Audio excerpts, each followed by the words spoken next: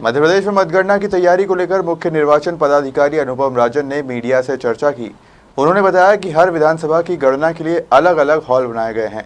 एक विधानसभा की गणना के लिए लगभग 14 टेबल होगी। कई विधानसभा में 14 से ज्यादा टेबल भी लगाई जाएगी। आयोग से अनुमति ली गई है।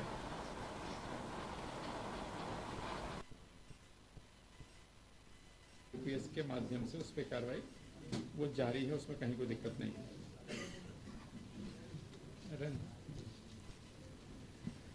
भारत निर्वाचन आयोग के द्वारा भी कल बैठक की गई। हमने भी कल सभी हम लोगों ने कलेक्टर्स और एसपीज के साथ वीडियो कॉन्फ्रेंसिंग करके लगभग 2 घंटे तक जिलेवार समीक्षा की गई, सिक्योरिटी एस्पेक्ट को लेकर के भी और काउंटिंग सेंटर की व्यवस्था को लेकर के भी। जैसा मैंने आपको बताया कि 3 टियर सिक्योरिटी अभी भी है और काउंटिंग के दिन भी रहेगी। सिर्फ पासधारी, जिनके पास पास होगा वही लोग अंदर जा पाएंगे और जिनके पास अधिकृत पास है नहीं है वो उनका प्रवेश वर्जित होगा। हर विधानसभा की गणना के लिए अलग अलग हॉल बनाए गए हैं। एक हॉल में, किसी भी एक हॉल में 2 विधानसभा की गणना नहीं होगी। सामान्यतया 14 टेबल लगाए जाते हैं एक विधानसभा क्षेत्र की गणना के लिए, लेकिन हमारी कुछ विधानसभा ऐसी हैं जिनमें मतदान केंद्रों की संख्या बहुत ज़्यादा है। तो इसको देखते हुए कई विधानसभा क्षेत्रों में 14 से ज़्यादा टेबल हम लोगों ने आयोग से अनुमति लेकर के वो लगाई है, ताकि जो परिणाम है वो हमें थोड़ी शीघ्रता से प्राप्त हो सके।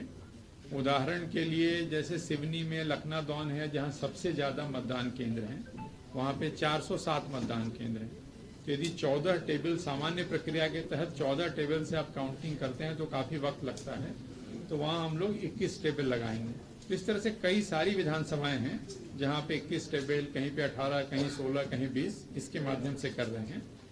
और अनुमान है कि पिछले वर्ष की तुलना में यदि काउंटिंग निर्बाध चली, कोई व्यवधान नहीं आया, तो मेरा जो अनुमान है उसमें पहले करीब 5.5 घंटे मान लीजिए, पहले 5 घंटे से लेकर के अंतिम में आप 10 घंटे मान लीजिए, तो 5 से 10 घंटे के बीच में पूरी 230 विधानसभा क्षेत्रों के परिणाम हमको प्राप्त हो जाएंगे।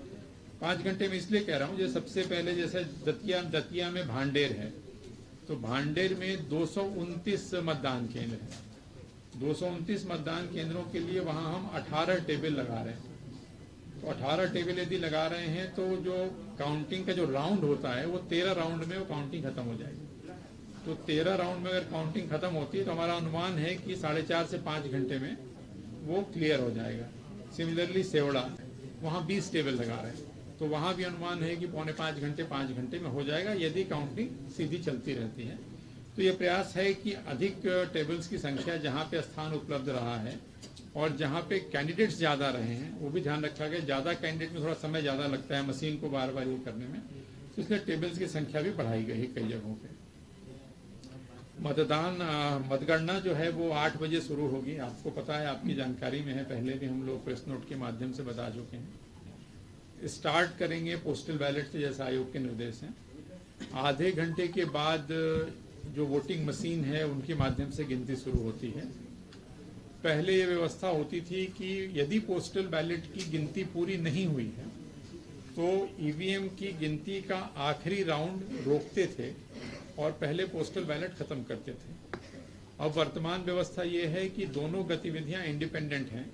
पोस्टल बैलेट की गिनती अलग है, वो अलग एआरओ के टेबल्स पे चलेगी, उसकी संख्या भी हम लोगों ने बढ़ाई, मैं आपको बताऊंगा। और ईवीएम की गिनती अलग चलेगी, जो जब खत्म होगा। एंड नेचुरली पोस्टल बैलेट पहले खत्म होगा, क्योंकि पोस्टल बैलेट की संख्या उतनी ज़्यादा नहीं है। तो पोस्टल बैलेट जैसे समाप्त होगा वैसे पोस्टल बैलेट के परिणामों की घोषणा की जाएगी। ऐसा नहीं है कि पोस्टल बैलेट के रिजल्ट्स को रोक करके रखा जाएगा। जैसे किसी विधानसभा क्षेत्र के पोस्टल बैलेट की गिनती समाप्त होती है, आरओ द्वारा उसकी घोषणा की जाएगी। ईवीएम के जो मशीन्स हैं उनकी घोषणा राउंड वाइज होती है।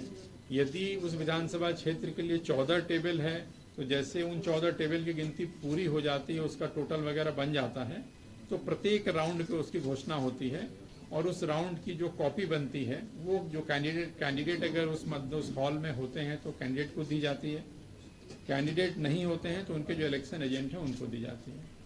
इसी तरह से जो टेबल्स हैं जिस टेबल पे ईवीएम मशीन की गिनती हो रही है उस टेबल के लिए जो कैंडिडेट के एजेंट होते हैं, तो हर मशीन की गिनती के बाद उस मशीन में किस कैंडिडेट को कितने वोट मिले हैं वो भी एजेंटों को दिया जाएगा।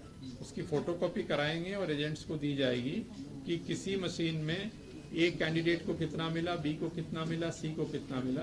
कहने का मतलब कि पूरे ट्रांसपेरेंट तरीके से हर राउंड की भी जानकारी और हर टेबल की जानकारी भी एजेंट्स को और कैंडिडेट को होगी, ये उन सभी को दी जाएगी। जो काउंटिंग में जो स्टाफ लगता है उनका 3 बार रैंडमाइजेशन होता है। तो फर्स्ट रैंडमाइजेशन हो चुका है, सेकेंड और थर्ड। सेकेंड रैंडमाइजेशन 24 घंटे पहले होता है। सेकेंड रैंडमाइजेशन में ये किया जाता है कि कौन सा व्यक्ति किस विधानसभा की काउंटिंग करेगा, और अभी जो सीसीटीवी वगैरह है उसके लिए भी